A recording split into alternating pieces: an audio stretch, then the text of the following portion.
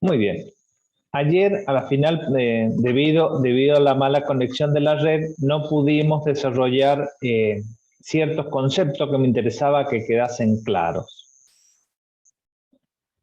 Entonces vamos a ver si hoy podemos verlos con un poquito más de detalle. En primer lugar, lo que me parece muy importante que entiendan es cuál es la diferencia del estado líquido con el sólido y con el gaseoso. Porque al principio parece obvio, una cosa es un líquido, otra cosa es un sólido, pero molecularmente a veces uno se pregunta si realmente lo entendieron y la cuestión que al momento de tener que explicarlo aparecen ciertas dificultades porque no se ejerció suficientemente el pensamiento de la diferencia. Van a tener que esperar otro segundito. Se me volvió a cortar la conexión en la computadora. Ya lo pongo de nuevo.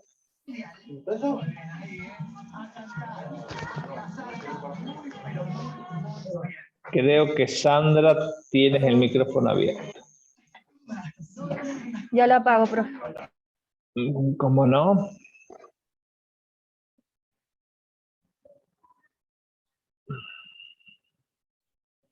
Bien, entonces, lo que me interesa es poder relacionar el principio general que vimos en las interacciones, ¿no? Que todas las interacciones tienen un diagrama de Pozo y que cuando en el estado sólido la energía cinética de las partículas o la energía térmica del sistema va a permitir que las partículas en el sólido vibren en su lugar, ¿sí? Nunca nada está quieto. Si estuviera quieto estaríamos en el cero absoluto, ¿sí? Entonces, no sé si se alcanza a ver, pero si no, esto está, tienen la simulación a su disposición, tanto en las páginas del aula virtual como en las prácticas de aula, me parece que también la han visto.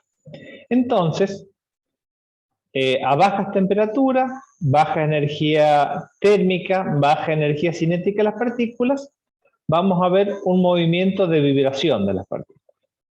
Cuando estas están un poco más distanciadas, vamos a ver que la amplitud del movimiento es mayor.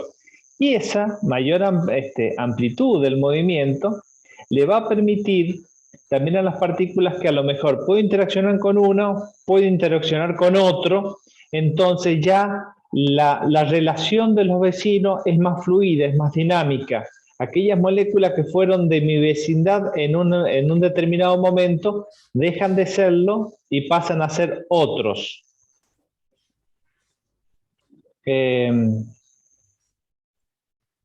Yo le he puesto a ventana completa, ¿no? Seguramente, me pregunta Ezequiel cómo hace para verlo. Me parece que si haces clic sobre la imagen le podés decir que fije lo que yo estoy mostrando y no todas las ventanitas de tus compañeros, ¿no? Eso ya es cómo manejar el Zoom. Bien, entonces decíamos que en el estado líquido tenemos mayor amplitud y eso me permite ir relacionándome con distintas vecindades, ¿sí? Entonces ya no tengo una estructura rígida, sí tengo la interacción, una interacción que a veces como la distancia media va a ser mayor, a lo mejor va a tener en promedio un menor valor de la energía potencial, de la energía de interacción en sí misma, pero la interacción sigue existiendo, ¿no? Si la distancia fuese mayor y las velocidades son mayores, las partículas medio como que chocan y es la naturaleza del estado gaseoso, ¿sí? Simplemente que las partículas se pueden chocar y encontrar. Bien, entonces, con esta idea en mente, quiero que vamos a ver otras simulaciones, ¿sí? En esta simulación vamos a tener vamos a empezar con un sólido, ¿sí? Cuyas partículas interaccionan mediante fuerzas de Van der Waals. Vamos a poner primero un valor de fuerza de Van der Waals y después nos vamos a dar el lujo de aumentarlo. Vemos ahora que tenemos que las partículas están en su lugar vibrando, ¿sí? Son partículas esféricas y que mucho más no vamos a poder ver, ¿sí? Pero lo importante es que tenemos partículas que vibran en su lugar. Eso me caracteriza al estado sólido, ¿sí? Aumentemos la temperatura, ¿sí? Cuando aumentamos la temperatura, y si nos prestamos un poco de atención, si es que se puede llegar a ver, y si no, los más curiosos podrán hacerlo, porque también tienen las simulaciones en el aula virtual, van a ver que ahora las partículas van a tener más libertad de cambiar de sus vecinos. Y vamos a empezar a ver ciertas cosas. A diferencia del estado sólido, ahora la amplitud de los movimientos es mayor. Las relaciones con los vecinos cambian. La energía cinética de cada partícula individual es distinta, es mayor. La energía en conjunto de todo el movimiento, lo que representaría la energía térmica, vemos que es más. La media de esa energía, de toda esa energía cinética, está en relación a lo que marcamos como temperatura. Y empezamos a observar ciertas cosas. En cuanto hay libertad de movimiento, dentro de la masa, las partículas cambian de sus vecinos, como decíamos. Y empezamos a observar también que de vez en cuando algunas partículas se desprenden de la masa y pasa a conformar un estado gaseoso, ¿sí? Y esa partícula que se desprendió en algún momento vuelve y se integra. Entonces ya me está hablando de que, de que se puede llegar a un cierto equilibrio entre el estado líquido y el estado gaseoso. Si aumentamos un poco más la temperatura,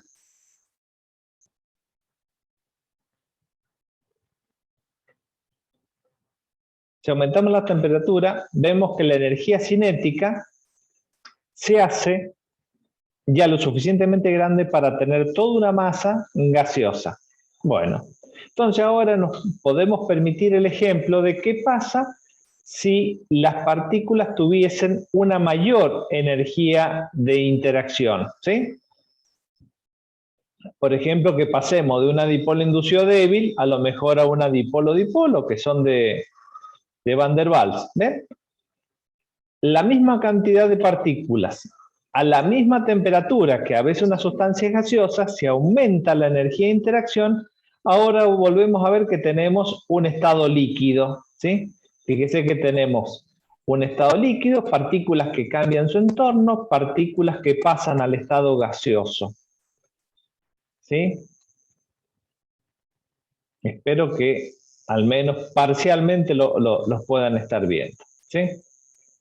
Aún así, a esto le podemos aumentar la temperatura, ¿sí?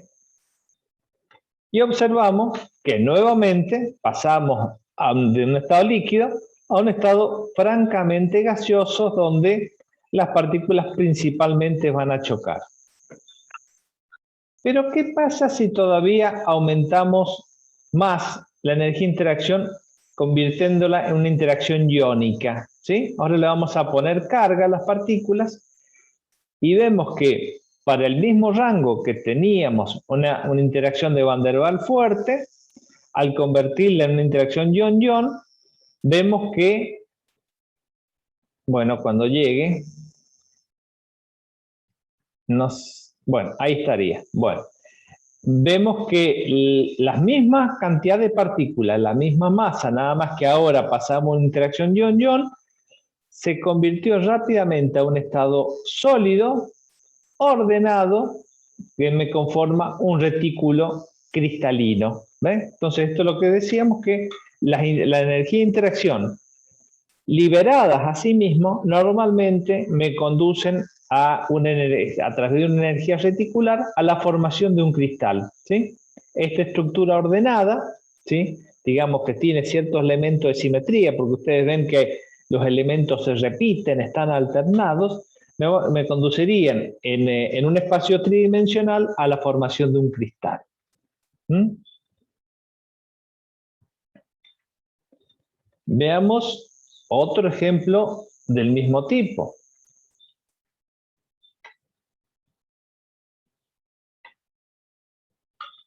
Pero en vez de tener interacciones iónicas, aquí vamos a tener interacciones dipolos, ¿sí? Lo que tenemos acá son pequeños dipolos. Entonces también podemos ver que a cierta temperatura estas interacciones dipolo-dipolo se encuentran en un estado líquido. Vemos que de vez en cuando algunas de sus moléculas se desprenden para conformar el estado gaseoso. Y lo otro que podemos observar es que, ahora más fácil que cuando eran redonditas recién, vamos a aumentar un poco más la temperatura para que esto lo podamos apreciar un poquito mejor, ¿sí? Bueno, quizás ahí se me fue mucho. Ahí. Fíjense, las partículas al estado gaseoso, ¿sí? Se trasladan, rotan y vibran, ¿sí? No sé si lo ven en la simulación, pero si lo hacen después cada uno de ustedes, esta simulación van a ver que los enlaces vibran. Entonces tenemos ahí los 3 grados de libertad. La traslación, la rotación y la vibración. Y también hay que observar que lo mismo ocurre en el estado líquido, nada más que más atenuado. Pero las moléculas en el estado líquido también se trasladan, también rotan y también vibran sus enlaces. Entonces tenemos los 3 grados de libertad, nada más que de una forma más atenuada. Y ahora, si a lo mismo lo cambiamos por moléculas no polares, o sea que tengo una interacción dipolo inducido, vamos a observar que hay una mayor tendencia, ¿sí? Una mayor proporción de partículas que van a pasar al estado gaseoso, y eso es lo que pasa con los líquidos que son volátiles. Los líquidos que son volátiles van a tener energía de interacción menores, ¿sí? Entonces, por una misma temperatura vamos a tener mayor cantidad de partículas en la fase gaseosa. Bien. Entonces, si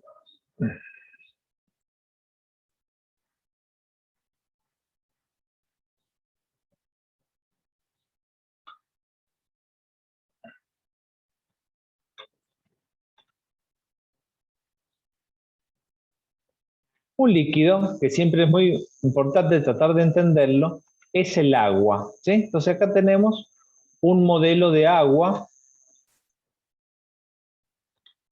Voy a cambiar el modelo de representación para que se vea mejor. Entonces, me encantaría que pudiesen ver cómo las moléculas de agua se mueven y en apariencia con cierta libertad, una con su respecto a los vecinos, ¿sí? Pero esto es una libertad parcial. Y le vamos a hacer que se vean los puentes hidrógeno. Ahí tendríamos los puentes hidrógenos y las moléculas que se mueven. Si los pudiésemos tener el tiempo de ver, y si se pudiese ver bien esta representación, veríamos que los puentes hidrógenos se rompen y se forman constantemente, ¿sí? A lo mejor cada molécula de agua podría tener 4 puentes hidrógenos, que lo vamos a ver que más o menos los tiene cuando en la estructura del sólido, y a lo mejor en el líquido variamos entre 2 y 3 puentes hidrógenos en promedio por molécula, ¿sí? Pero los puentes hidrógenos existen, persisten, se forman y se rompen de una manera dinámica en el tiempo. Eso le permite ir cambiando sus vecinos y eso es lo que le va a conferir ciertas propiedades al estado líquido que no teníamos en el estado sólido, ¿sí? Bien, podríamos ponernos a medir un montón de cosas que nos va a llevar un montón de tiempo. En función de esto, vamos a tratar de entender algunas propiedades que veíamos en los líquidos. Por un lado, nos vamos a imaginar a los líquidos como un conjunto de partículas que están en relativo contacto. Ese contacto se lo va a dar la energía de interacción, ¿sí? Si movemos este recipiente, vemos que las partículas escurren, ¿sí? Entonces vemos ahí esto que era de la capacidad de fluir. Contra más agarrada, contra mayor sea la energía de interacción, ese fluir le va a costar más porque las partículas van a estar agarradas con cada uno. Y después vemos que por el mismo naturaleza fluida de la interacción, los líquidos tienden a formar una superficie lisa, que era otra de las propiedades que veíamos en los líquidos, ¿sí?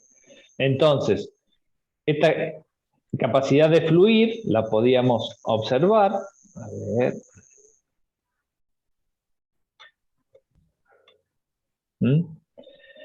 Vemos también que tienen forma propia, porque en definitiva el volumen, volumen propio, porque el volumen del líquido viene a ser el volumen de todas sus partículas, volumen representativo de todas sus partículas, que como están en contacto una con otra, mucho más no se puede comprimir, ¿sí? Esto de la superficie sólida.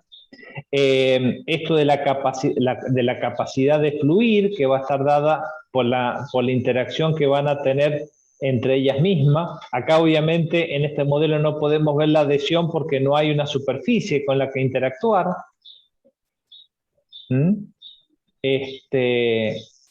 Y a ver si me quedó alguna otra propiedad.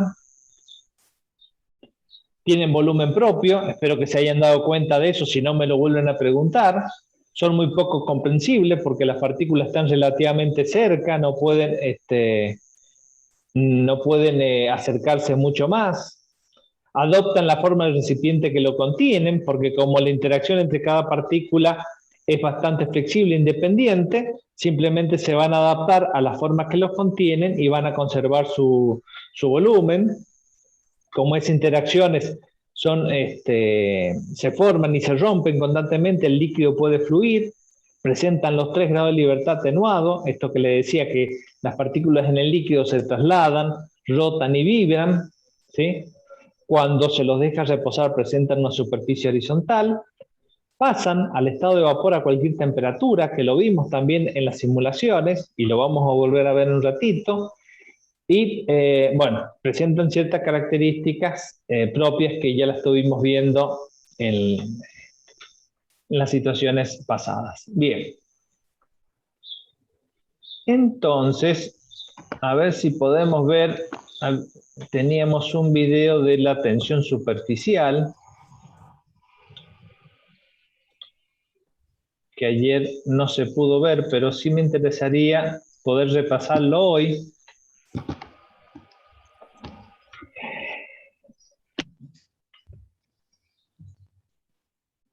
A ver si se puede reproducir sin mucha pérdida. Bueno, ahí está. Entonces, les recordamos, la tensión superficial era esta capacidad de poder poner líquidos que tienen mayor densidad que el agua, pero que en la superficie lo contienen, debajo de la superficie se hunden, según dice el principio de Arquímedes. Entonces, hay una fuerza especial o característica de la superficie de un líquido, ¿sí? Esta se llamaba tensión superficial y se debe a que las moléculas de la superficie, debido a que no tienen nada arriba, se pueden relacionar más fuerte entre ellas. Entonces, si entiendo que esta interacción entre las partículas se debe a la energía de interacción de las partículas del agua, que sería puente hidrógeno, que es una interacción fuerte, eso quiere decir de que si yo introduzco un agente que permite una interacción más débil, puedo afectar esa tensión superficial, ¿sí? Haciendo que esa fuerza o aumenta o disminuya en este caso, ¿sí? Entonces, esto obviamente es un experimento que pueden hacer en su casa y casi le estaría diciendo que sería obligatorio debido a que este año no vamos a tener experiencias de laboratorio reales, sino que nuestros laboratorios son virtuales. Este es un tipo de experiencia que pueden hacer en su casa y hay otros tipos de estos modelos que se pueden hacer, ¿sí? Que se les pueden hacer a los sobrinos. Si además, por ejemplo, agregasen pimienta en la superficie, que es un agente interesante porque queda flotando, y agregan un chorrito de detergente diluido, no usen el concentrado, ¿sí? Porque si no la reacción es muy violenta, o si no, toman un hisopo, lo mojan en el detergente y apenas tocan la superficie del líquido, ¿sí? Entonces, van a ver cómo hay un fenómeno de superficie que hace que esa fuerza se debilite hasta un cierto punto, ¿sí? Como van a ver ahora, ya no es capaz de sostener a los clips o a lo que sea, ¿sí? O sea, va actuando en función de la difusión de las partículas en la superficie hasta que en algún momento todas se hunden, ¿sí? A ver, vamos a esperar que vean eso y ya después, bueno, ahí está, ya se hundieron. Entonces, esto lo pueden hacer en su casa y se los recomiendo. Aparte es interesante porque después lo van, si tienen que ser profesores algún día en un colegio secundario, es un tipo de, o primario sobre todo, que a veces son más gratos, lo van a poder hacer con sus alumnos. Bien. Entonces nos habíamos quedado en este otro punto, ¿sí?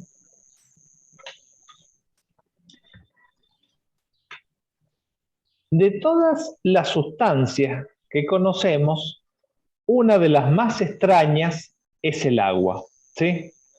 Porque es una molécula muy pequeña, peso molecular 16. La mayoría de las sustancias que tienen esos pesos moleculares son gases, ¿no? que se van a condensar a temperaturas muy bajas. Sin embargo, por el peso molecular, tiene un punto de fusión y de ebullición muy altos. Ustedes piensen que gases como el nitrógeno, dióxido de carbono, monóxido de carbono, dióxido de azufre, etcétera, etcétera, el gas de la cocina, propano, butano, son gases a temperatura ambiente y son muchísimo más pesados que el agua.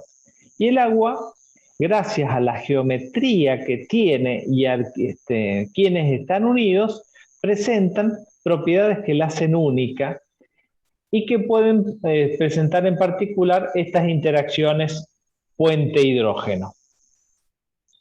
En particular, en la fase sólida, este modelo de interacción permite cierto ordenamiento. Entonces vamos a imaginar un modelo de interacción bien ordenado para el agua, que obviamente no es la cubetera que ustedes sacan del freezer, ¿no? Pero por ahí va. Un modelo bien ordenado donde cada molécula de agua va a tener sus 4 puentes de hidrógeno, 2 como dadores de puente de hidrógeno a través de sus hidrógenos y 2 como aceptores del puente de hidrógeno a través de los pares aislados de los oxígenos. Esto va a generar una estructura tridimensional, cristalina, ¿sí? En algún momento dijimos que las estructuras cristalinas pueden ser iónicas, pero pueden ser debido a otros tipos de enlaces, ¿no? Entonces acá vemos una estructura cristalina en función a interacciones puente-hidrógeno, ¿sí? Las otras interacciones, algunas, las que son, sobre todo las que son directrices, también pueden formar estructuras cristalinas. Veamos alguna de estas estructuras del hielo. Voy a cambiar el estilo, me gusta más este formato. Miren, ¿sí? Un modelo de hielo me va a permitir una estructura ordenada en el espacio de manera tridimensional, ¿sí? Las moléculas se repiten periódicamente. Para entender este ordenamiento siempre hace falta mostrar los puentes de hidrógeno, ¿sí? Cada molécula va a estar, si pudiéramos ver por ejemplo, a ver si puedo traer esta molécula, vemos que cada hidrógeno está formando un puente de hidrógeno con otro oxígeno y el oxígeno recibe dos interacciones puente-hidrógeno a través de sus pares electrones aislados. Esta zona de densidad negativa y esta zona la densidad positiva. Bien, entonces podemos ver de que se nos presenta una estructura tridimensional. Imagino que se han dado cuenta de que pasa una cosa. Esta estructura tridimensional en el agua me deja agujeros vacíos, ¿sí? Hay espacio, en este espacio no hay nada, por lo general no hay nada.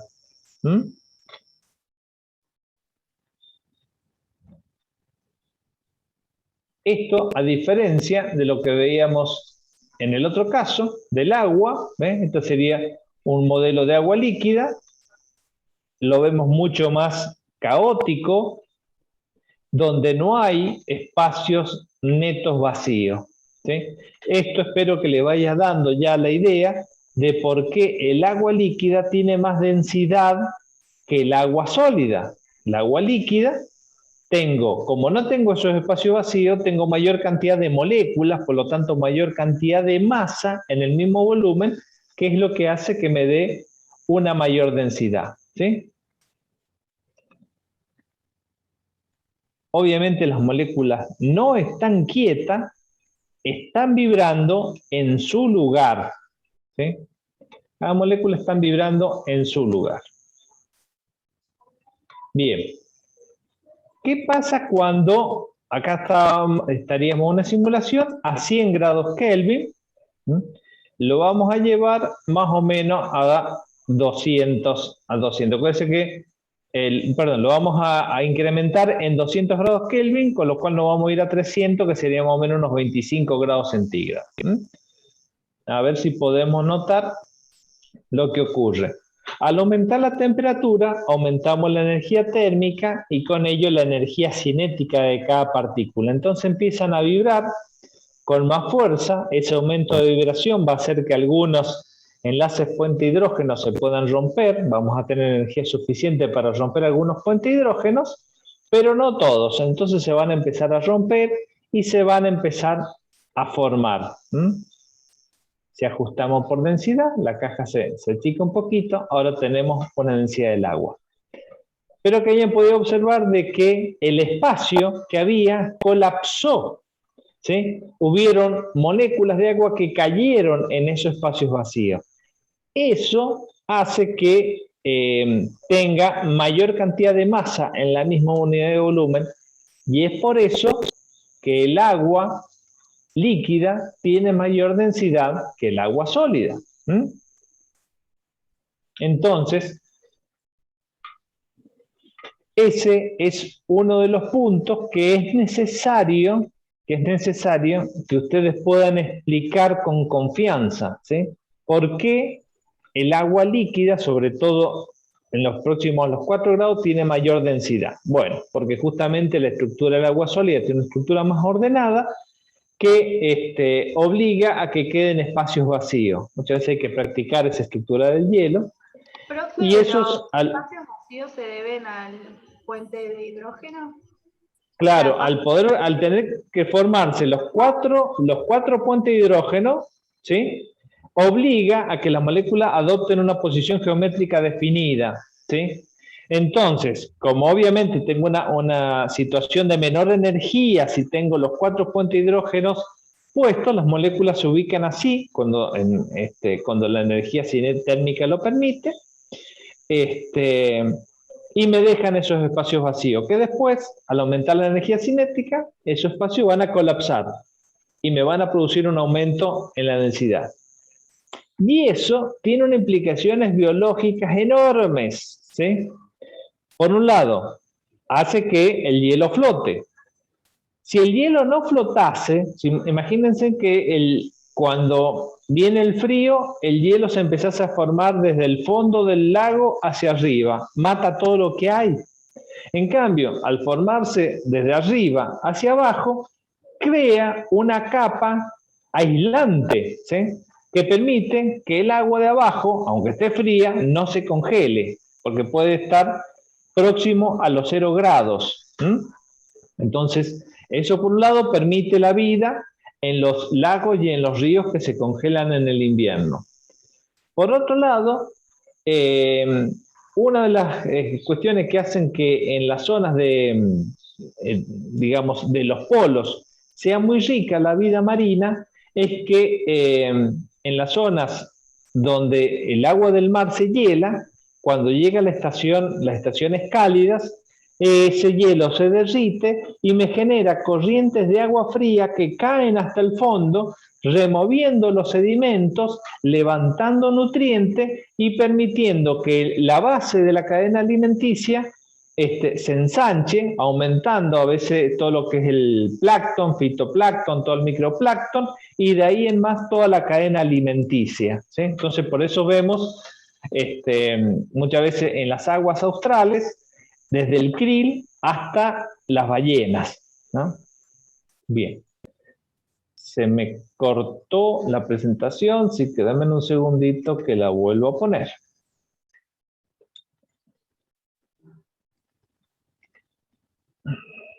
Bien. Entonces, por eso es muy importante entender y poder explicar qué es lo que ocurre en el agua.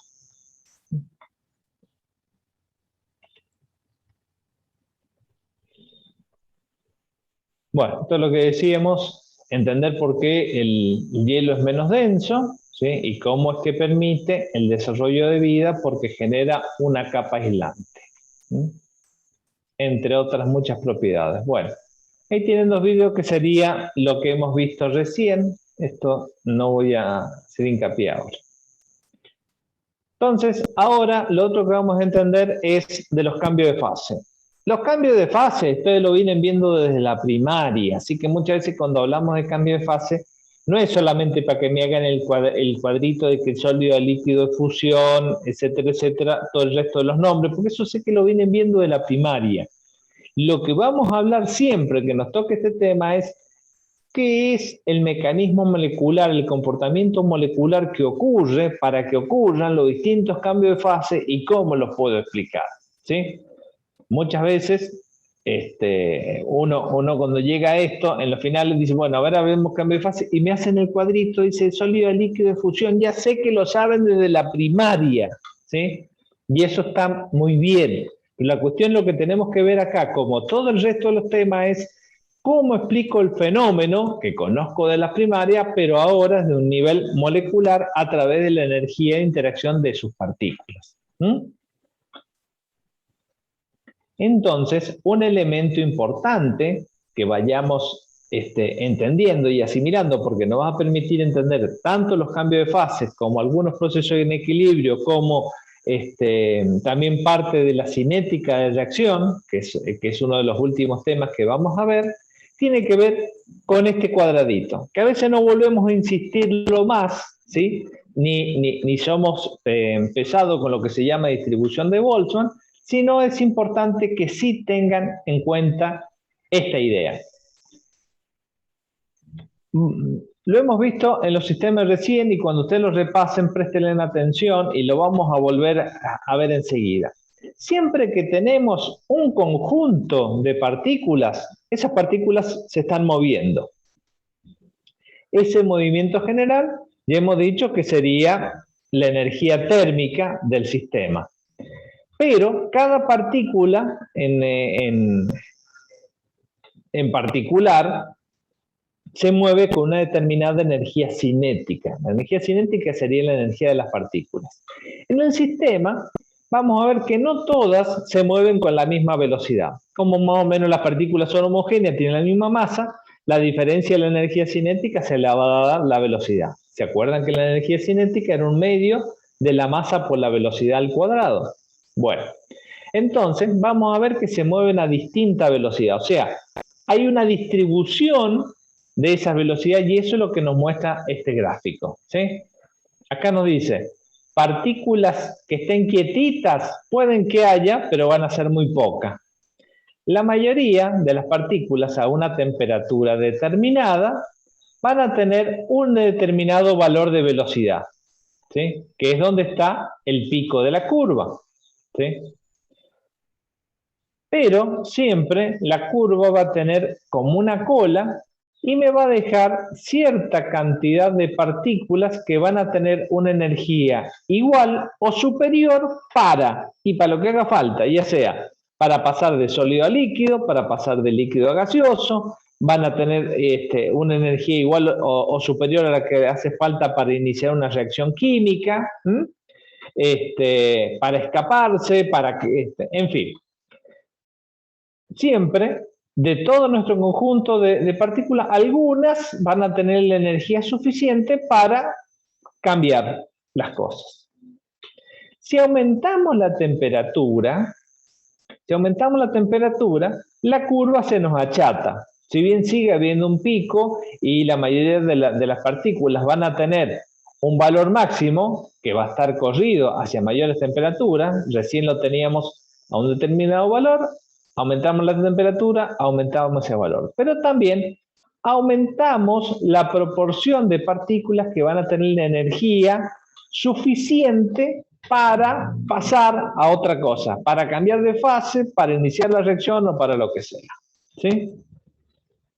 Entonces, esta proporción de la molécula es con lo que yo voy a iniciar los cambios de fase, en este caso. Si ustedes sacan un hielo, ¿sí?, y lo ponen en la mesada, ¿sí?, o lo ponen sobre un plato, lo que sea, van a ver, no llega un momento en donde el hielo hace ¡puff! Y se pasó al estado líquido, ¿no es cierto? Sino que de a poco el hielo, parte del hielo sólido, va pasando al estado líquido. Parte. ¿Quiénes son esas partes?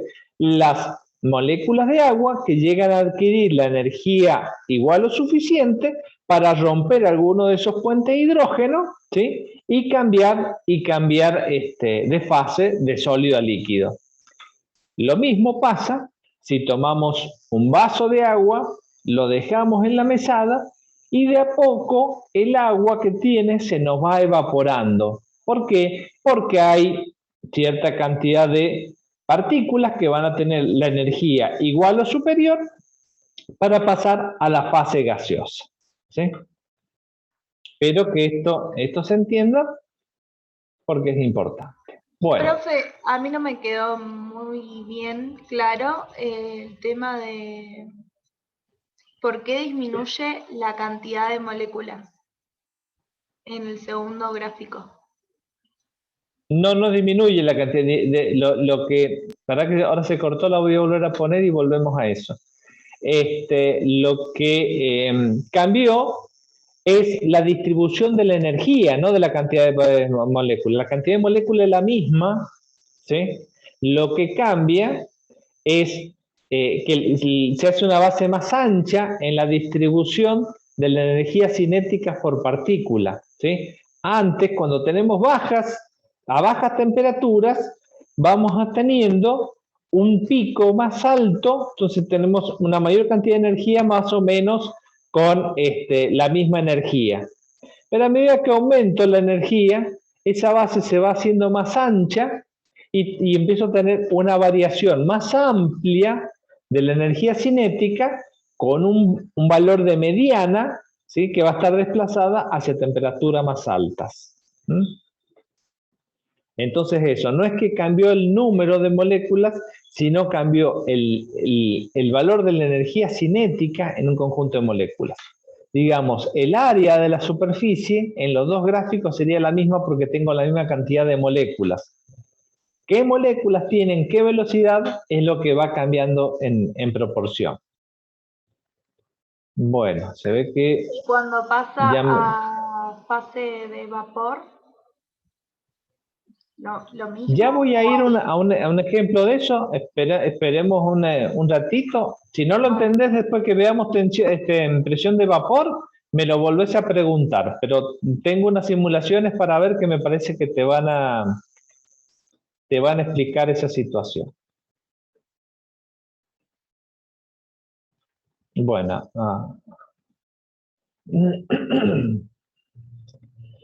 Acá estaba lo que preguntaban recién. El área bajo la curva, en las dos curvas es la misma, porque la cantidad de moléculas es la misma. Nada más que lo que varió era la cantidad de energía cinética que tenían las moléculas a una temperatura a la que tenían en la otra, ¿sí? Es como que la curva se hace más, se estira más, ¿sí? Y entonces hace que se baje. Es una cuestión de distribución de Boltzmann. Por eso digo, en lo que hace a todo este concepto de distribución de Boltzmann que se llama, no lo vamos a meter, sino básicamente lo que quiero es que tengamos esta idea de que las partículas en un sistema, ¿sí? Aunque tengamos un determinado valor de energía térmica, las partículas tienen distinta cantidad de energía, ¿sí? Entonces, siempre van a haber una determinada cantidad de moléculas que van a tener una energía igual o superior para cambiar de fase, para iniciar una reacción o lo que sea.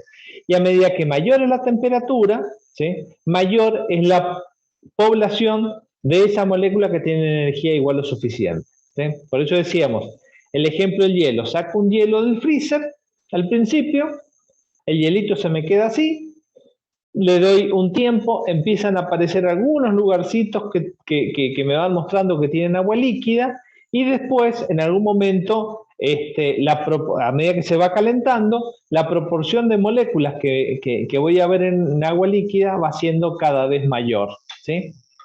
¿Por qué? Porque aumentó la temperatura, aumentó la proporción de moléculas que tenían la energía suficiente, por ejemplo, para pasar al estado líquido. Entonces cada vez voy viendo que son mayores las que tengo, ¿sí?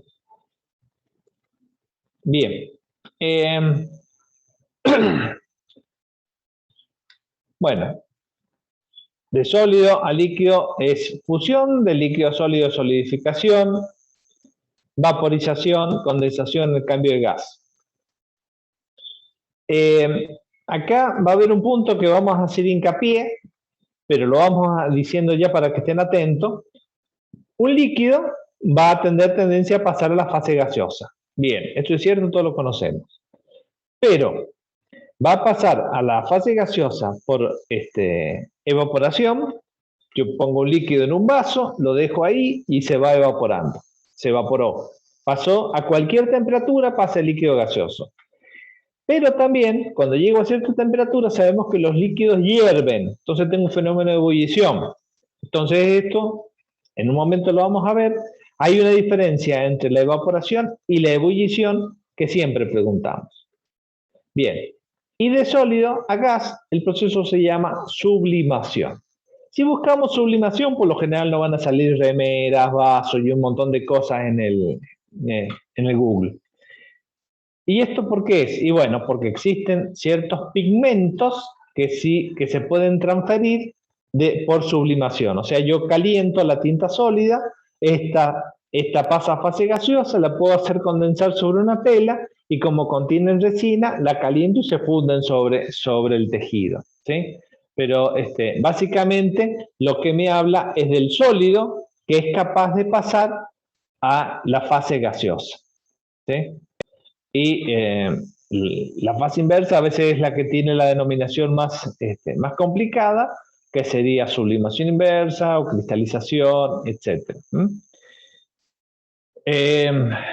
Lo hace, por ejemplo, el yodo, muchas veces para poder purificar yodo, no sé si, bueno, como estamos en un año sin laboratorios experimentales, normalmente en general uno sabía tener una mezcla de, por ejemplo, arena con yodo, calentábamos esa mezcla y podíamos hacer que se sublimara y que recristalizara el yodo. Entonces por eso muchas veces vamos a ver en la etiqueta del yodo resublimado, porque como tiene esa característica, se lo purifica a través de esa manera. También las antraquinonas, por ejemplo, el aloe, tiene cierta estructura antraquinona que se puede separar también por sublimación.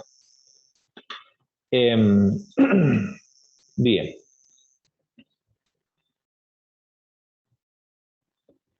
Entonces, vamos a ver una de estas propiedades que también van a aparecer en el estado líquido. Decíamos, el estado líquido, en cuanto aparece el estado líquido, van a aparecer moléculas del estado líquido que van a tener tendencia a pasar a la fase gaseosa. Esas moléculas del líquido que van a estar en la fase gaseosa van a entrar a chocar contra las paredes del recipiente, contra la superficie del mismo líquido, y por lo tanto me van a generar una presión parcial, como cualquier otro gas que esté en contacto con ello, ¿sí? Entonces, es por eso que vamos a necesitar entender y definir lo que es la presión de vapor, ¿sí? La presión de vapor de equilibrio es la presión de vapor medido cuando hay un equilibrio dinámico entre la condensación y la evaporación, ¿sí? Veamos esto. Me va a aparecer. Hagamos este experimento mental. Agarran un frasco, ¿sí? Un frasco que tenga tapa. Ponen un poco de agua adentro y lo tapan. Al principio, ¿qué empieza a pasar? Bueno, como va a estar a una determinada temperatura, yo voy a tener un determinado conjunto de moléculas del líquido que van a tener cierta tendencia a pasar a la fase de vapor. Y como la temperatura, supongamos que sea constante, la cantidad de moléculas, ¿sí? Que van a pasar la fase gaseosa van a ser constantes. Por lo tanto, la tasa de evaporación, la velocidad de evaporación va a ser constante, ¿sí? Pero a medida que empiezan a evaporarse, van a haber moléculas que van a empezar a retornar al líquido, ¿sí? Esas moléculas que retornan al líquido van a ser las que van a producir la condensación. Entonces, a medida que aumenta la cantidad de moléculas en la fase gaseosa, va a ir aumentando la tasa de condensación en el tiempo. ¿Hasta cuándo? Hasta que las moléculas que se evaporan del líquido son las mismas que retornan al líquido. Entonces ahí se va a formar un equilibrio dinámico, ¿sí? Donde se igualan las dos. Cuando estas se igualen, las cantidades de moléculas del líquido que van a quedar en la fase gaseosa van a ser constantes, no las mismas, porque es un equilibrio dinámico, van a ser una cantidad constante de moléculas que van a generar una determinada presión de vapor, ¿sí? Este concepto, que es simple, pero a veces cuesta entenderlo, lo vamos a ver a través de dos ejemplos. Si me tienen paciencia, se los quiero mostrar. Bien. En primer lugar, tenemos un líquido. Bien.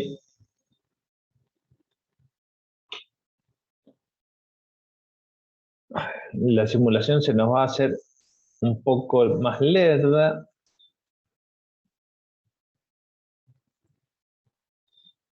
A ver, me interesa que podamos ver que lo que tengo es un líquido porque las moléculas están cambiando de su entorno, están cambiando de sus vecinos, ¿sí?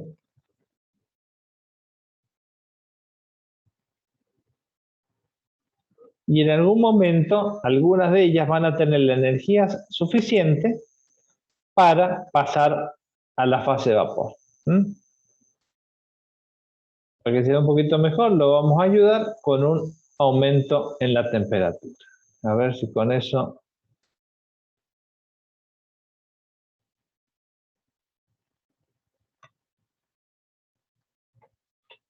Bien, hay algunas empiezan a ver que se empiezan a separar.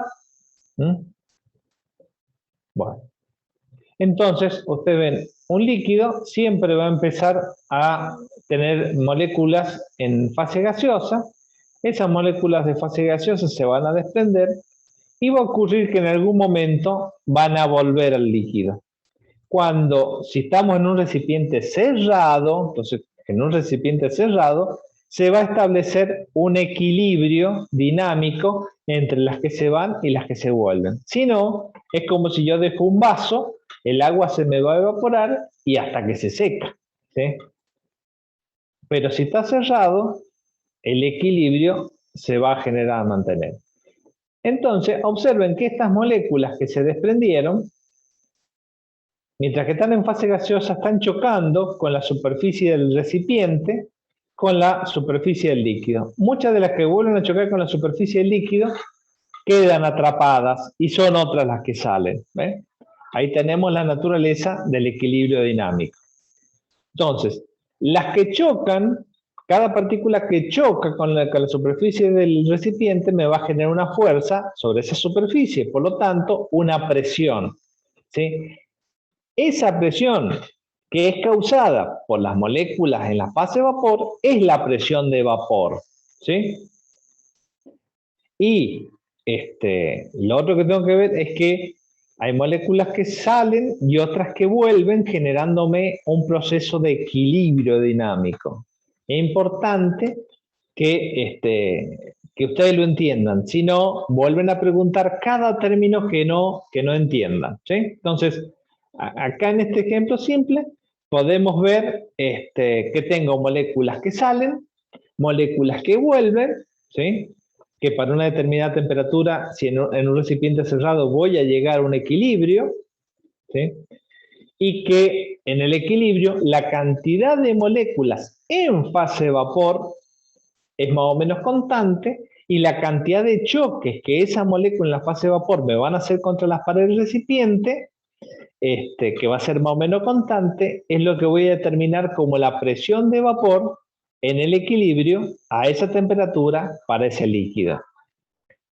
Obviamente, la cantidad de partículas que yo voy a tener en la fase vapor van a depender de la energía de interacción entre las partículas, ¿sí? Contra más fuerte sea la energía de interacción entre las partículas, menor cantidad de partículas voy a tener en la fase de vapor. Tengo menos cantidad de partículas, por ejemplo, de aceite, ¿sí? A una temperatura, por eso al aceite casi no le siento olor, que de agua, que de alcohol o que de un perfume, ¿sí? El perfume en la naturaleza es que las sustancias que van a impactar en los centros olfativos son por lo general moléculas que tienen interacciones más débiles. Por lo general son moléculas polares que no forman puente de hidrógeno, que no forman muchos puentes de hidrógeno. Bien. Otro ejemplo sobre esto mismo, presión de vapor, pero que a mí me gusta bastante, que sería acá que me lo muestra en 2D, ¿sí?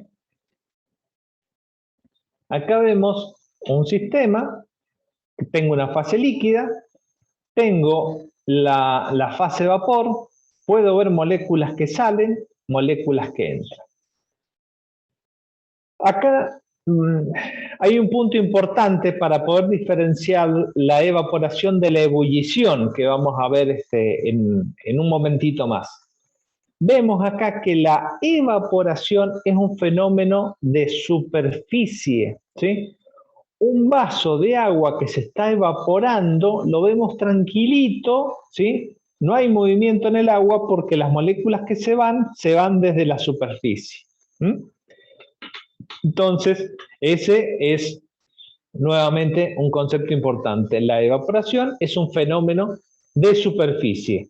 Vemos acá las moléculas en equilibrio y esas moléculas que están en fase gaseosa que chocan contra las paredes del recipiente son las que me van a generar la presión de vapor del líquido. Pero vamos a hacer otra cosita.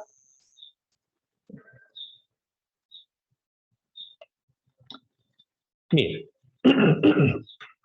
Acá le hemos puesto el color en función de su energía cinética. Van a ver en rojo las partículas que tienen energía cinética más alta y en azul las que tienen energía cinética más baja. Por lo general, las que salen de la superficie del líquido, ¿sí?, van a ser rojas. Y las que vuelven o las que se quedan o en el líquido mismo van a ser azules. Entonces, por un lado vemos acá que para un mismo sistema la energía cinética de las partículas es distinta, ¿sí? Hay una media general, la cosa que uno tiene que decir, la media en general son las que tienden a azul. Ya vamos a aumentar la temperatura y vamos a ver cómo se nos incrementa la cantidad de rojas. Y por lo general en las fases gaseosas vemos que tenemos mayor proporción de rojo, porque obviamente las partículas gaseosas pueden adquirir o tener mayor energía cinética, ¿sí? Esa energía cinética cambia después de cada choque, algunas ganan y otras pierden, ¿sí?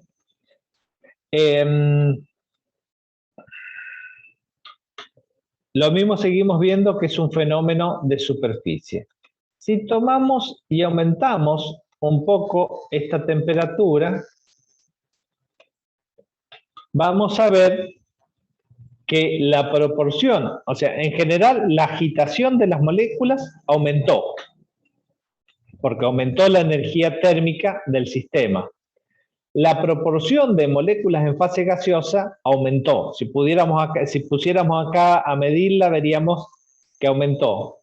Bueno, se me cortó, vamos a tener que esperar un segundito a que vuelva.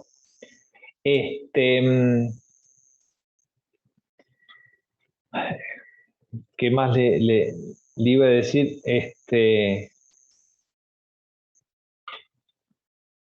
Entonces, para poder entender bien lo que es la fase de vapor. Y lo otro que le quería decir es que espero que con esto también entendamos. Si tuviésemos un sistema no cerrado como este, abierto, del líquido se me van a ir las partículas que tienen la energía cinética más alta, porque son las que se pueden escapar de la superficie.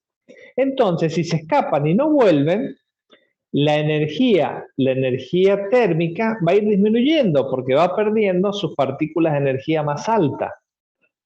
Entonces, el sistema va a ir teniendo menor energía térmica, menor temperatura, ¿sí? Entonces, un líquido que se evapora va a ir teniendo tendencia a menor temperatura.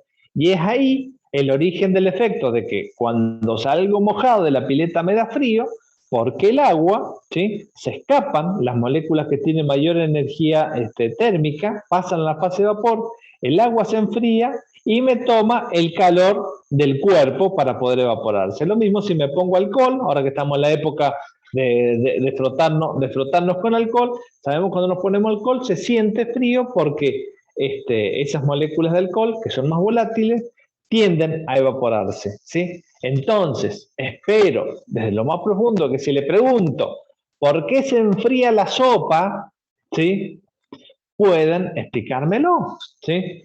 Porque de la sopa, las partículas que tienen la energía cinética más alta son las que se escapan a la fase de vapor, dejándome cada vez menos energía cinética en la molécula de la sopa. Cada molécula de sopa va teniendo, ¿sí? En proporción menor energía cinética, por lo tanto hay menor energía térmica en el plato de sopa, por lo tanto se va enfriando, ¿sí? Entonces esto, que hace unos días, mi hija me dice, bueno, un profesor queriéndole explicar termodinámica a un niño que simplemente preguntó por qué se enfriaba la sopa. Yo espero que si tienen algún sobrino que les pregunte por qué se enfría la sopa, se lo puedan explicar ahora desde el nivel molecular. Bueno, estoy esperando que se me recupere la conexión para poder seguir. Bien.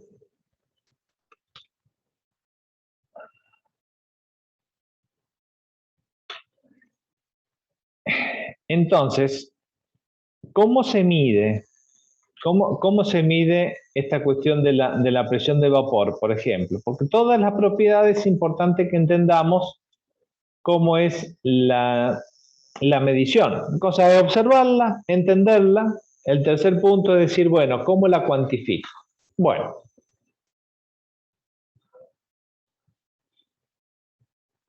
Entonces, supongamos que tenemos un recipiente que se pueda cerrar, ¿sí?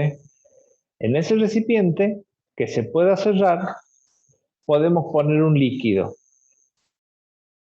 Si ese recipiente pudiese estar conectado a un tubo de vidrio que estuviese cerrado con forma de U, y dentro de... se volvió a cortar.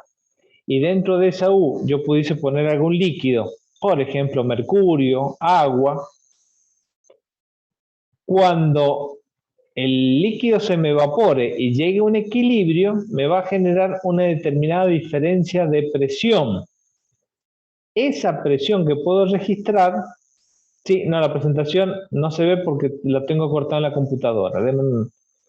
voy explicándolo de a poco y no tengo tampoco para poder presentarlo en el teléfono.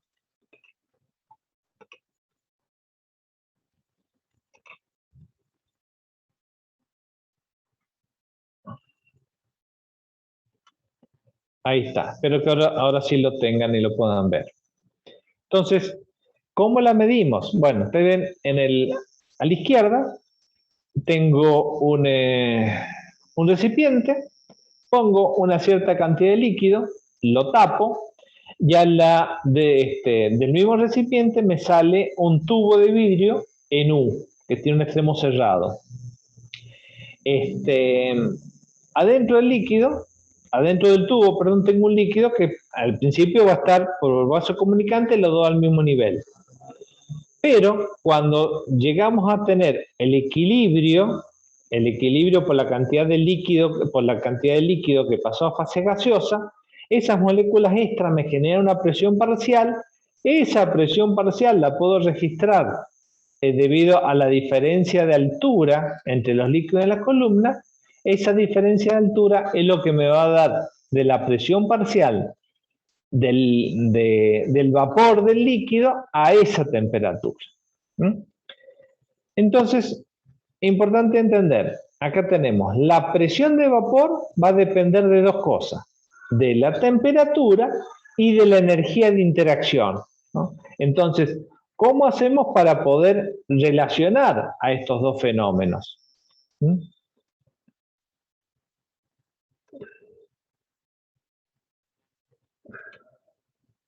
Bueno, el video es más o menos lo mismo que hemos visto recién, se los dejamos para que lo vean ustedes. Bien. Entonces, me va a aparecer un concepto que es lo que voy a llamar el calor molar de vaporización, que va a estar representado como el delta H de vaporización. Si es un calor que ocurre a presión constante, entonces el nombre que va a recibir va a ser delta H. ¿Sí? Entonces, y como es molar, va a ser el calor, si quieren le pueden agregar a presión constante, ¿sí?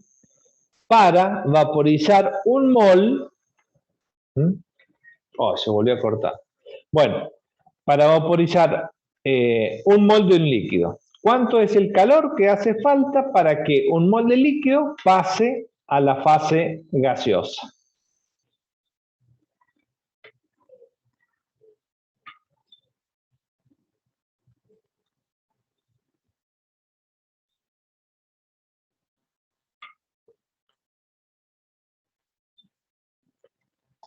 Bien, entonces, que es la gráfica que viene mientras que se restituye la conexión,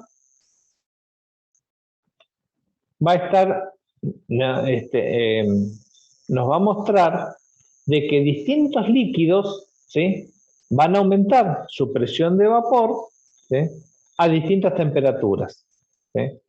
Pero la presión de vapor que van a hacer es distinto en función de la energía de interacción que va a estar representada por su calor molar de vaporización. A ver, no es lo mismo un líquido volátil, no sé, por ejemplo, el líquido de un encendedor, que el agua, ¿sí?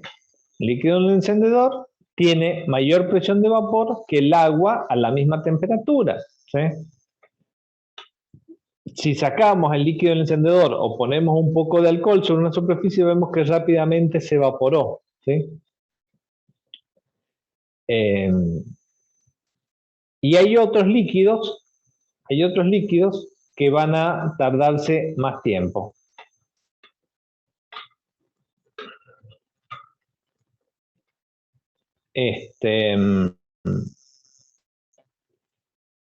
Bien, por ejemplo, un líquido extremo sería el mercurio. El mercurio está líquido hasta los 300 y pico grados.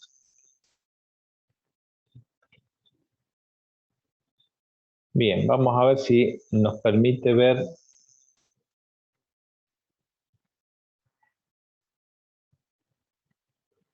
Bueno, ahí tienen la gráfica, ¿sí? Observen, tenemos tres líquidos. El dietiléter, que sería un líquido que la interacción principal es dipolo-dipolo, ¿sí? El agua, que serían puente hidrógeno, y el mercurio. Entonces, observen que la presión de vapor va aumentando, aumenta en función de la temperatura. Nada más que el nivel de aumento es distinto, ¿no? Por ejemplo, el éter dietílico que sale acá llega a una presión de una atmósfera a los 34 grados, mientras que el agua llega a la presión de una atmósfera a los 100, o el mercurio a los 357. Y este punto es importante, porque ahora vamos a ver, ¿cuándo hierve un líquido? ¿Sí? Un líquido hierve cuando su presión de vapor se hace igual a la presión externa, ¿sí? Entonces, en el caso de una presión externa de una atmósfera, una presión normal, el líquido va a tener un punto de ebullición normal cuando su presión de vapor sea igual al de una atmósfera. Entonces, por eso está señalado acá, en particular, este valor de una atmósfera y los distintos valores de presión de vapor de los líquidos, porque a esa temperatura, en condiciones normales, el líquido empieza a hervir, ¿sí? Entonces, veamos ahora cómo sería el proceso de ebullición, ¿sí? Decimos que al aumentar la temperatura, la energía cinética de las partículas empieza a aumentar,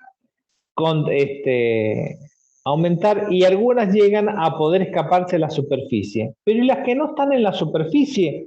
Bueno, las que están en el seno del líquido aumentan su energía cinética y a lo mejor tienen una energía cinética alta y van chocando con otras, ¿sí? Se volvió a cortar. Van chocando con otras y no pueden salir.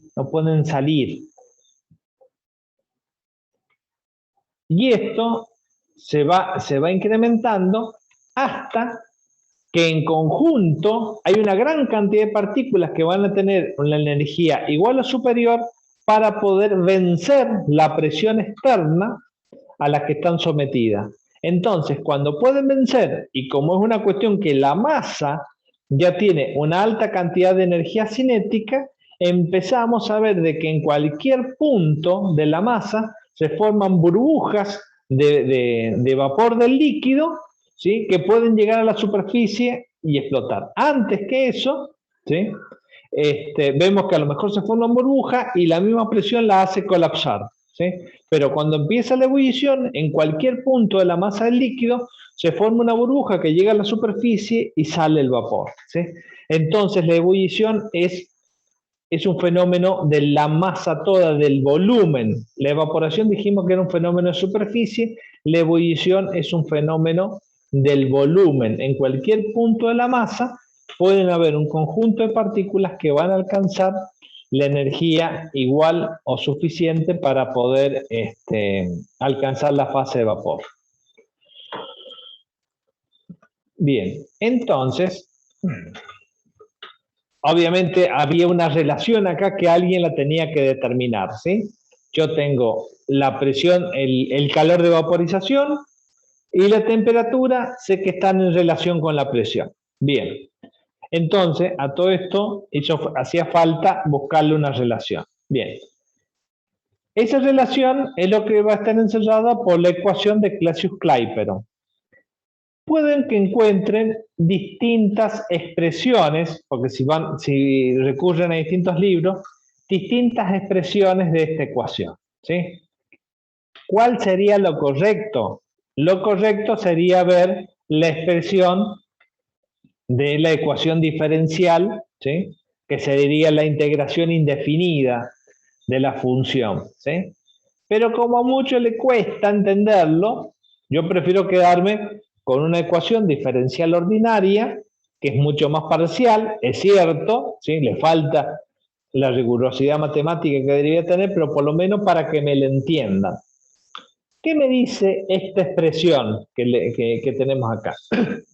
Me dice que la presión de vapor, a través de la relación del logaritmo natural, pero en definitiva, la presión de vapor depende de la interacción entre las moléculas representada en el calor molar de vaporización, o sea, a una mayor energía de interacción, ¿sí?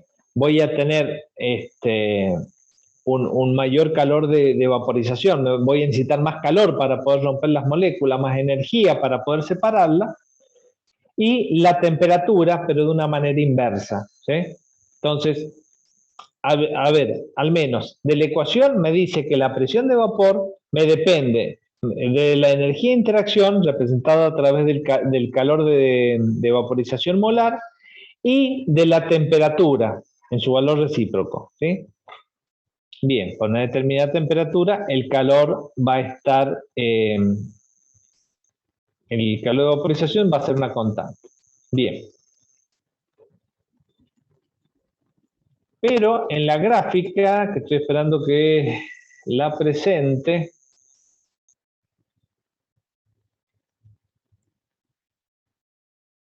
bien, ahí nos mostró la gráfica. Fíjense que yo puedo representar una gráfica cartesiana en donde grafique el logaritmo natural de la presión en función de 1 sobre t. ¿Sí? Esto es importante, 1 sobre t.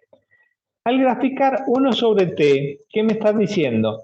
Que las mayores temperaturas están sobre la izquierda, ¿sí? Ojo, atención a eso. Yo las mayores temperaturas las voy a tener sobre la izquierda. Entonces acá veo que a mayor temperatura tengo mayor presión de vapor, ¿sí? Y lo que recién era una gráfica curva, acá se pudo linealizar y tener una recta, ¿sí?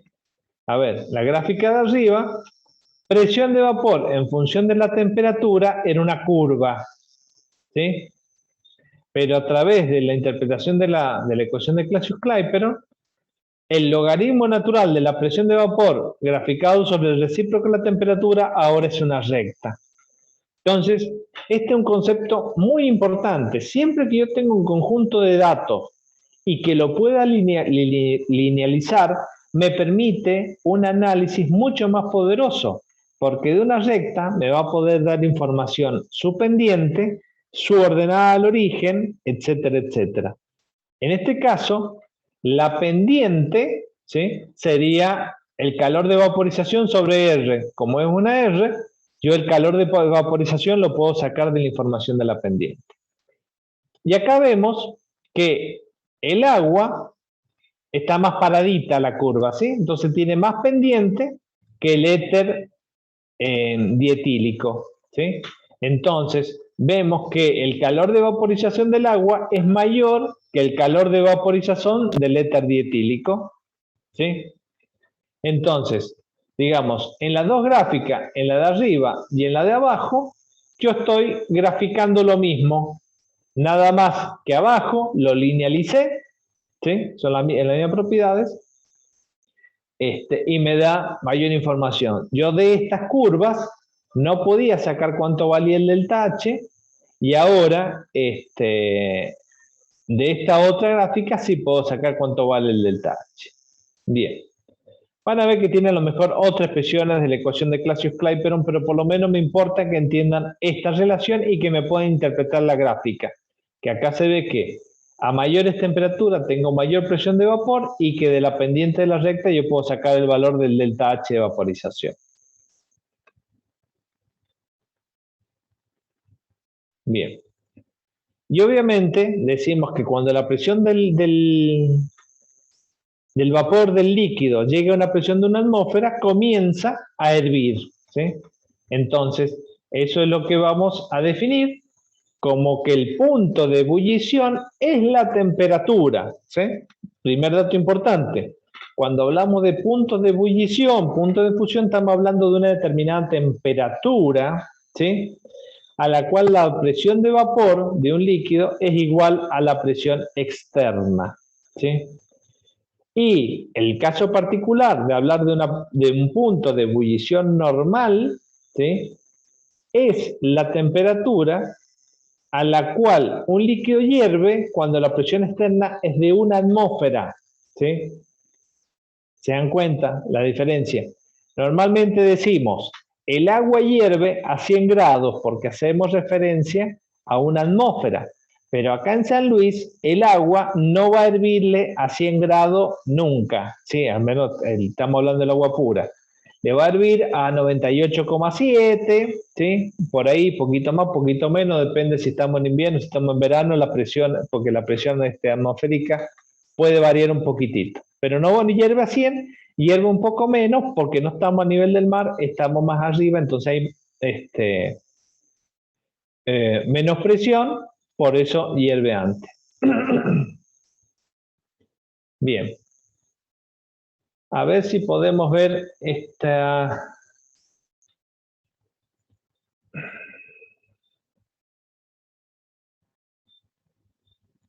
Es un video, pero no sé si no, se me cortó la transmisión. No, lo voy a dejar. En el video que viene a continuación, lo notan por ahí, del punto de ebullición, van a poder observar un líquido, ¿sí? En el líquido hay una burbuja, ¿sí? De la que se generan en la ebullición. Entonces, de un lado voy a tener todas las moléculas que van a estar moviéndose y dentro de la burbuja voy a tener unas menos moléculas, ¿sí? Pero que van a tener una energía cinética más alta. Bien, eso le queda cuando ustedes repasen la presentación, lo van a poder ver ahí, ahora no lo vamos a poder pasar.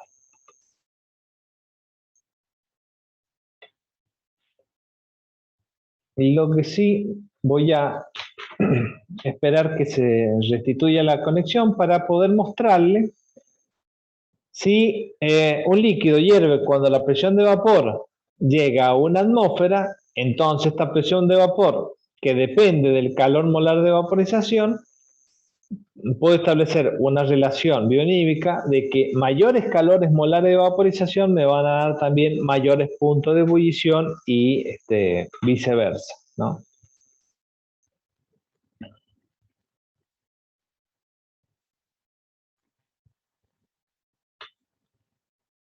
Bueno, si quiere volver, por supuesto.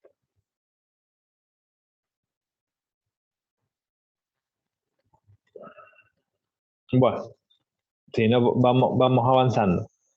Hay una tabla que me muestra los puntos de ebullición y los calores molares de vaporización. Lo que tengo que hacer es ver ahí de que calores de vaporización bajo, voy a tener bajos puntos de ebullición.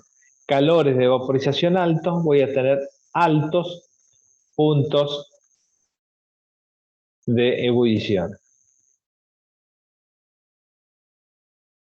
A ver, denme un segundito a ver si puedo recuperar la conexión.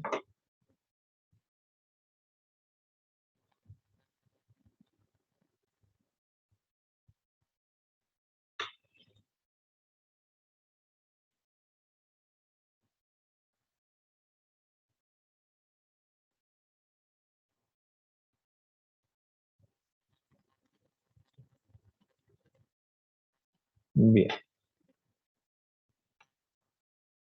Si no, mientras que eso se carga, por lo tanto, déjenme que vayamos contando otras cosas. Si vamos pensando un poquito, yo puedo tener moléculas de líquido que pasan un gas, ¿sí? Si aumento la temperatura, más cantidad de moléculas de líquido van a pasar al gas. Pero si aumento la presión, moléculas del gas voy a hacer que pasen al líquido, ¿sí? Entonces tengo un juego entre temperatura y presión. A mayor presión, mayor cantidad de moléculas de gas pasan al líquido, porque las hago chocar más, por lo tanto, reactivo la interacción entre ellas y las vuelvo a mandar a la fase líquida. Entonces, puedo pensar que puedo tener un juego entre temperatura y presión, pero en algún momento voy a tener que llegar a una temperatura donde le di tanta energía cinética a las partículas, ¿sí?, que es muy difícil conseguir que interaccionen nuevamente para formarse una fase líquida. Entonces, voy a llegar a un momento en donde ya no pueda, por más presión que haga, obtener una fase líquida. A esa temperatura la voy a llamar temperatura crítica, ¿sí? Y a la menor presión que yo tenga que hacer para volver a la temperatura crítica a obtener una fase líquida, la voy a llamar presión crítica. Entonces, voy a tener acá un determinado punto crítico.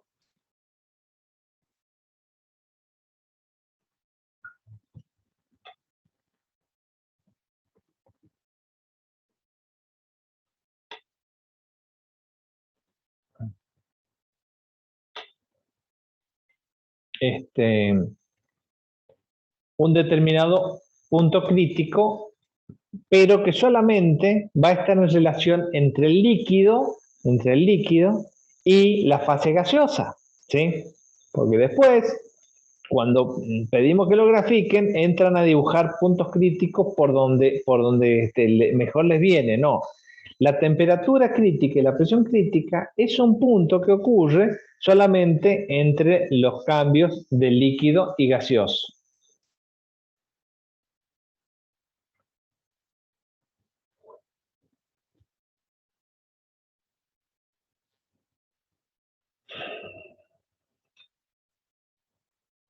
Bien, voy a tener que seguir contándoselo. Tienen que hacer anotaciones por ahí y después, cuando revisen los apuntes o te vean la presentación, recuerden hacer estas observaciones, ¿no? Entonces, la temperatura crítica es una temperatura sobre la cual el gas ya no se puede licuar, ¿sí? O sea, ya se puedo seguir calentando, pero lo que voy a obtener es principalmente fase gaseosa, ¿sí? Sin importar la cantidad de presión que yo le pueda hacer, porque las partículas tienen tanta energía que no los voy a poder licuar, ¿sí? Entonces, esto también va a estar asociada a la presión crítica, que es la mínima presión, ¿sí? Que yo puedo, porque obviamente puedo hacer presiones más grandes, no, es la mínima presión que puedo hacer a la temperatura crítica para poder licuar ese gas, que ese gas vuelva al estado líquido, ¿sí? Entonces, eso tengo que hacer el ejercicio para entenderlo.